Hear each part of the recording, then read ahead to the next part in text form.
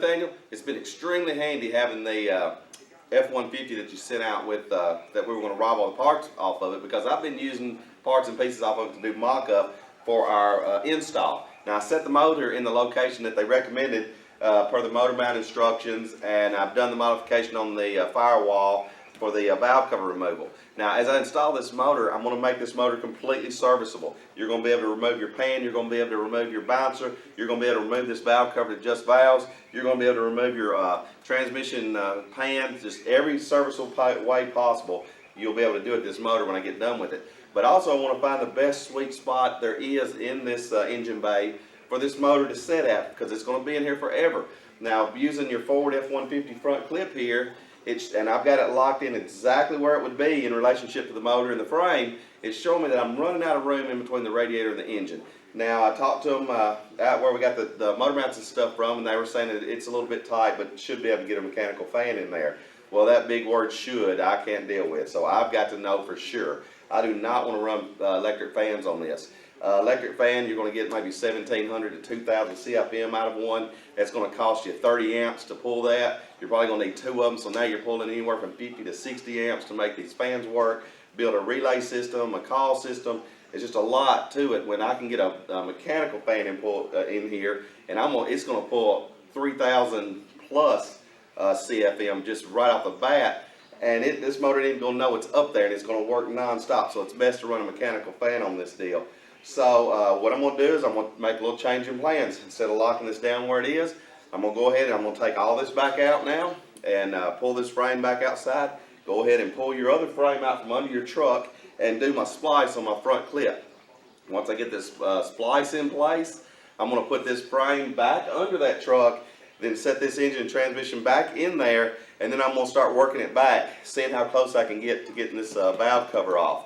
I'll go ahead and order we're going to change your intake a little bit so that your turbo and stuff is more on the side of the engine here, so where it'll clear the heater box, and we'll see how that fits as we come back. But I want to get it back in this truck as far as possible so I can have good clearance for a good mechanical fan up front. So I'm fixing to yank all this apart, pull this frame out, pull the other frame in. I'll put them side by side. I'll show you how I'm going to do all that measurement, and then we'll do our cutting and then put it back under there and then set this back in there. So a little more work, but it's going to be in there forever. So I want it in its most premium, perfect spot. So let's get to work. All right, Nathaniel, I got both your frames out here side by side, and I can show you the frames are identical in the front, other than this one's boxed in four-wheel drive and it's two-wheel drive. They're identical to right here, and then this frame turns a little bit, and then that one goes straight and a little bit wider. So I will cut this and splice it in right at this point right here after I get all my measurements done. And then on this frame right here, once I get it done, I'd like to go ahead and I'll remove this cross member, but I'd like to go ahead and box this in from it'd be from right there all the way down through here, and then this little area right here. Let me give you a closer look at what happened. They've done a splice here, and they didn't do too good of a job. Right here on the back of your frame, they did splice this frame. They spliced it right down through here, and they just did a straight butt joint straight around. And so I would really like to box this area in. I'll just come off of this and kind of curve it and box it in. I might do a little plating on the sides. So I've taken this frame and found out the exact location where these two front subframes have the same path, same form, and that's to right here. Both of them are pretty much identical, other than this one is wider. So I shot all my numbers out. I put some locating pins in here that I can measure off of. So I've measured from this point forward is 1,628 millimeters. Then I crossed it out to 15 millimeters from side to side. Then went back here and found the same numbers on this frame and location points that are identical to the ones on this. And I've measured it 6 ways a Sunday. I know to the millimeter that all these numbers are the same in the same spot. The front frame horn on this one was a little bit bent on the F-150, so I went ahead and straightened and got it in its exact location, so I have some good numbers for that. Now, once I got all these numbers laid out, then I had to know how high in relationship to the mounts it is. Well, this frame here is like a 6-inch frame, and this one's about a 7-inch frame. So I had to know at what point to locate it in the frame height-wise. did some more shooting on it and found out that this frame is actually going to have to go in the dead center of this frame to make the body mount strike in the exact location that it was in before. So now that I know all that, it's time to cut this and move it over. So I'm going to make some really exact cuts. Now I talked about overlaying these and pie cutting it. Well, the way the frame is and the way I'm going to have to do this, I'm not going to be able to do that. I'm going to have to cut it straight through, and then I'll stitch weld that together. Then I'm going to do an overlay. It'll be a kind of a diamond shaped overlay on the outside.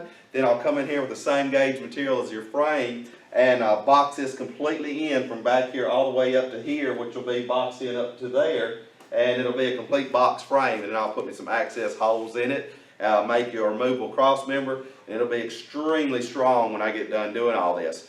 Alright, now I've got them cut off, and as soon as I cut that one off, I just went ahead and drug it back over here, and I welded it back on this one. It was easy to do because I had such accurate cuts. I sit up there, welded it back in place, put all the front end back under it, and then ultimately I'll get your cab back on here and probably even set the 460 back in here, and then if we need to transport back to you or whatever we got to do, it'll be completely mobile. So I'm fixing to roll this out of the way now, and then I'm going to start getting this up here, and I'll weld me some little guide pins on this and get this locked exactly in place. Alright, now I got it tacked back up in place. When I made my cuts on my front frame, my rear frame, I took a little extra time to get an exactly, I'm telling you, an exactly cut and an exact square cut. I butted these two right back together and tacked them right in the middle so that I could, just one tack in the dead center of the frame, so that I can move it around if I needed to. I didn't have to. It is exactly 824 millimeters from here to here. It's exactly 1628 millimeters from there to there, there to there, 15 millimeters from side to side, and my height off the bottom of that frame rail runs straight out at 250 millimeters exactly, 250 millimeters exactly, 170 millimeters, dead nuts on. See right here how much taller my frame is. Right there, it's about a half an inch taller. It's about a half inch lower. Go ahead and pie cut it here, and that'll transfer that load out a little bit, and I'll pull that down and weld that in place. But I'm gonna go ahead and dolly all four of them down, and then tack weld them in place, because every time I weld, it's gonna pull it. So if I did this whole weld right here, it's gonna pull it tight and move it here and move it there. So I'll get it all tack welded in place and weld it up tight. Weld up solid, then weld on the inside. And you can see how I've got that fit nice and tight and flat. And I'll do a little diamond shaped panel here. Now I've got it welded solid on both sides, and I've got it ground real nice and flat. And where I had to butt weld it, now I'm going to fabricate an overlay like this out of metal, and then I'll weld that back, and that's going to distribute that load out, and this frame will still be able to twist, and it won't start cracking there. Okay, now I've got my outside plate welded on, and that will flex with my frame. I'm going to go ahead and get my engine ready and get it in place, and then set all this back up under there.